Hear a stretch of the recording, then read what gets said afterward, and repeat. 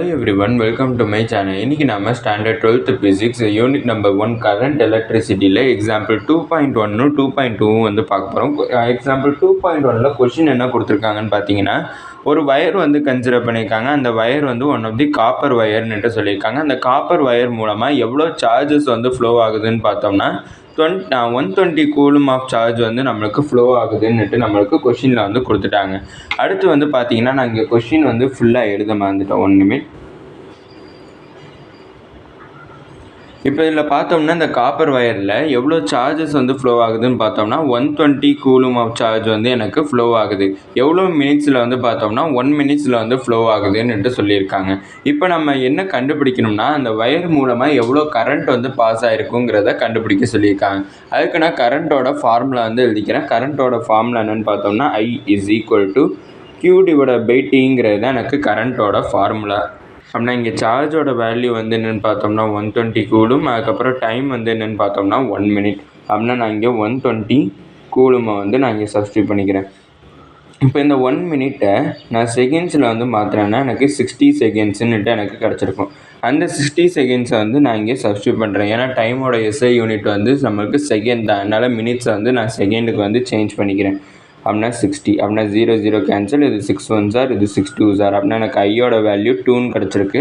கரண்ட்டோட unit வந்து என்னென்னு பார்த்தோம்னா ஆம்பர். அதை நான் இங்கே எழுதிக்கிறேன். அப்படின்னா எனக்கு இந்த காப்பர் வயர் மூலமாக எவ்வளோ கரண்ட் வந்து பாஸ் ஆகிருக்குன்னு பார்த்தோம்னா 2 ஆம்பர் ஆஃப் கரண்ட் வந்து எனக்கு பாஸ் ஆகிருக்கு. அடுத்த எக்ஸாம்பிள் 2.2.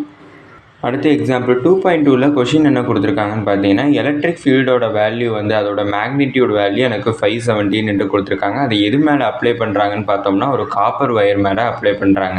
இப்போ எலக்ட்ரிக் ஃபீல்டுங்கிறது பார்த்தோம்னா அதுவும் one of the force, electrostatic ஃபோர்ஸுன்னுட்டு எனக்கு இன்வால்வ் ஆகும்.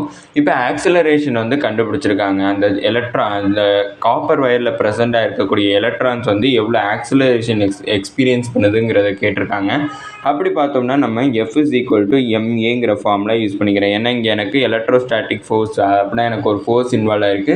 ஆக்சிலரேஷன் கண்டுபிடிக்க சொன்னப்போ F=ma ஃபார்முலா யூஸ் பண்ணிக்கிறேன். இங்கே வந்து பார்த்தோம்னா எனக்கு எலக்ட்ரிக் ஃபீல்டு வந்து இன்வால்வ் ஆகுது. அப்படின்னா போன சாப்டரில் நம்ம ஃபோர்ஸோட ஃபார்முலா வந்து படிச்சிருப்போம், Q×E. அந்த ஃபார்முலாவை நான் இங்கே சப்ஸ்டியூட் பண்ணுறேன். அப்படின்னா QE=ma அப்படின்ட்டு எனக்கு கிடச்சிருக்கும். இப்போ நம்மளுக்கு இங்கே இருக்கக்கூடிய சார்ஜ் வந்து என்னென்னு பார்த்தோம்னா எலக்ட்ரான். அப்படின்னா நான் இந்த Qக்கு பதிலாக நான் என்ன சப்ஸ்டியூட் பண்ணுறேன்னா ஸ்மால் e வந்து சப்ஸ்டியூட் பண்ணுறேன். ஏன்னா நம்மளுக்கு வந்து ஸ்மால் e தான் வந்து எனக்கு எலக்ட்ரானை வந்து டினோட் பண்ணும். அப்படின்னா E=ma அப்படின்ட்டு கிடச்சிருக்கும். இப்போ எனக்கு ஆக்சிலரேஷன் தான் வேணும். அப்படின்னா இந்த மாஸை நான் இங்கிட்ட ட்ரான்ஸ்லேட் பண்ணுறேன். அப்படின்னா ஆக்சிலரேஷன் ஸ்மால் E/m கிடச்சிருக்கும். இங்கே ஸ்மால் ஈயோட வேல்யூ வந்து என்னென்னு பார்த்தோம்னா 1.6 × 10⁻⁻19 கூலும். இது வந்து நம்மளுக்கு மனப்படமாக தெரிஞ்சுக்கணும். ஒரு எலக்ட்ரானோட மேக்னிடியூடோட வேல்யூ என்னென்னு பார்த்தோம்னா 1.6 × 10⁻⁻19 கூலும். அடுத்து ஒரு எலக்ட்ரானோட மாஸ், அதுவும் நம்மளுக்கு மனப்படமாக தெரிஞ்சிருக்கணும். 9.11 × 10⁻31 kg. இப்போ இது ரெண்டையுமே நான் இங்கே போய் சப்ஸ்டியூட் பண்ண போகிறேன். சப்ஸ்டியூட் பண்ணனா எனக்கு A=1.6 × 10⁻⁻19. அடுத்து கேபிட்டல் E வந்து எனக்கு எலக்ட்ரிக் ஃபீல்டோட வேல்யூ 570. அதையுமே நான் இங்கே சப்ஸ்டியூட் பண்ணிக்கிறேன். டிவைடட் பை அந்த எலக்ட்ரானோட மாஸ் என்னன்னு பார்த்தோம்னா 9.11 × 10⁻31. இப்போ இந்த 570யும் 1.6ஐயும் மல்டிப்ளை பண்ணோம்னா எனக்கு 912 வந்து கிடச்சிருக்கு. அந்த 912 நான் இங்கே சப்ஸ்டியூட் பண்ணிக்கிறேன். × 10⁻19. இங்கே டினாமினேட்டரில் இருக்கக்கூடிய 10⁻31 நான் இங்கே மேலே ட்ரான்ஸ்லேட் பண்ணேன்னா எனக்கு 10⁻31 + 31 சேஞ்ச் ஆகிடும். டிவைடட் பை 9.11 கிடச்சிருக்கு. அப்படின்னா 912 9.11 நான் டிவைட் பண்ணால் எனக்கு 100 வந்து கிடச்சிருக்கு.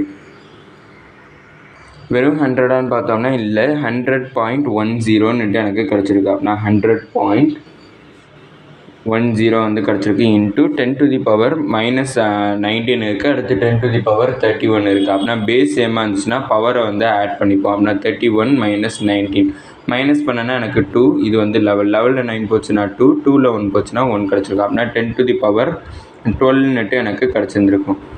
Divided by × 10⁻12 divided by 9.11. ஏற்கனவே இங்கே 12/9.11 டிவைட் பண்ணுறது தான் வந்து எனக்கு 100.10 வந்து கிடச்சிருக்கு. இன்ட்டு இதை பவரை வந்து ஆட் பண்ணப்போ எனக்கு 12 வந்து கிடச்சிருக்கு.